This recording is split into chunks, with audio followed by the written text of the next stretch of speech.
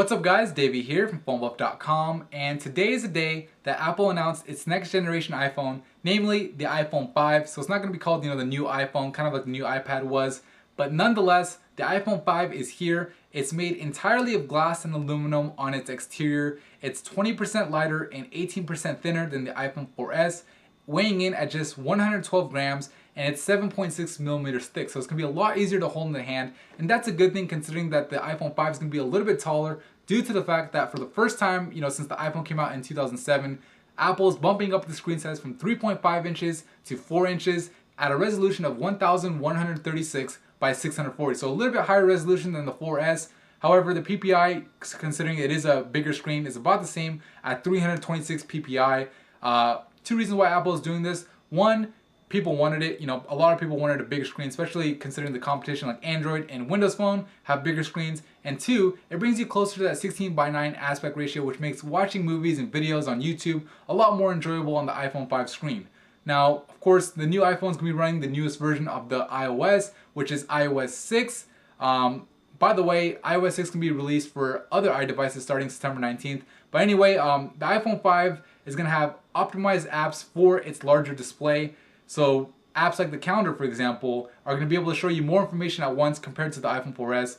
Other apps that aren't yet updated for the larger display will kind of display in a letterbox mode, kind of like the iPad. When you download an iPhone app, it has a black borders around it. It'll look like that, of course, not that big of a difference because the resolution difference isn't all that big, but shouldn't take that long for developers to update that anyways. The next thing I want to talk about is the processor. So this is something I'm actually excited about. It kind of surprised me. Everything else I was kind of expecting. So the processor on this guy is not the A5X, kind of like a lot of people thought, considering that the new iPad had that. And in the past, the iPhone pretty much followed the iPad as far as the processor. But this time around, Apple announced the A6 processor, which it says gives you 2 times the CPU performance and 2 times the graphics performance compared to the A5. Not sure if they're talking about the A5X or the A5, but I assume it's the A5 because everything else had been compared to the iPhone 4S before. That's going to be exciting. It's going to give you a lot more performance. Of course, can't wait to put that to the test. But going on, the camera is going to be the same type of 8 megapixel camera that we saw before. Of course, this time it's going to give you 40% faster image capture. So it was pretty much instant before on the iPhone 4S. It's going to be even faster than that now. You're going to get better low light performance. You're going to have panorama mode for the first time, finally on the iPhone, which you're going to take the picture horizontally and pretty much just like drag or sweep your phone across. And once it's done attaching all the pictures together, it pretty much is the equivalent of a 28 megapixel picture. The 1080p video is going to be a lot better with optical image stabilization, or improved image stabilization, I say. Erase the word optical, I don't know why I said it because the Lumio is in my head. It's going to have improved image stabilization, which should be nice. The front-facing camera is going to be 720p, which is pretty awesome. And what makes it even more awesome is, for the first time, also, FaceTime is going to be activated over cellular. I'm not sure, how it's going to work. I'm guessing maybe only over 4G LTE, but it depends on your carrier. By the way, it's going to be coming out for Sprint, Verizon, AT&T in the US, kind of like the iPhone 4S. Other things to note, that the iPhone 5 has 3 microphones, one at the top, one at the bottom, one at the back, which helps with voice recognition and noise cancellation. The battery life, they say, it's going to be better than the iPhone 4S, which is something that we definitely want. Giving you 8 hours of talk time on 3G. You're going to get 8 hours of browsing on 3G or 4G LTE, and 10 hours of browsing with Wi-Fi, which is pretty nice. Something that's new also with this iPhone 5 is the connector. So you're not going to get that traditional, iPod, iPhone connector that we've had, for a couple of years now.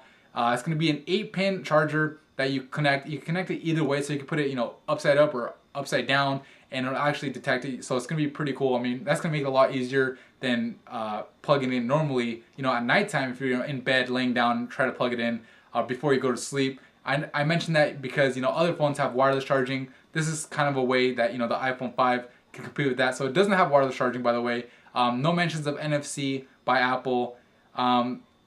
As far as the connector, Apple did say that they're gonna have a little adapter. So obviously, you have a whole bunch of car chargers and home chargers that you may not want to upgrade or buy new ones. You can just buy an adapter and it'll connect to your old pin and then go into the iPhone 5, which is nice. Speaking of accessories, The headphones are going to be changed now. They're actually called ear pods now, which basically are just going to give you a better audio experience. It goes more into your ear canal, and you can hear the music better, which is nice. Color options that are available on the iPhone 5 is black and white, pretty much how it's been since since always. The white is gonna have it's gonna be white on the front. It's gonna have an aluminum back, kind of like the original iPhone. And the black one is gonna be black on the front, of course, and it's gonna have a black anodized backing, which is really nice. I'm really excited to see that. I'm honestly probably gonna get the black one. I don't know about you guys, but that one looked really nice in the pictures.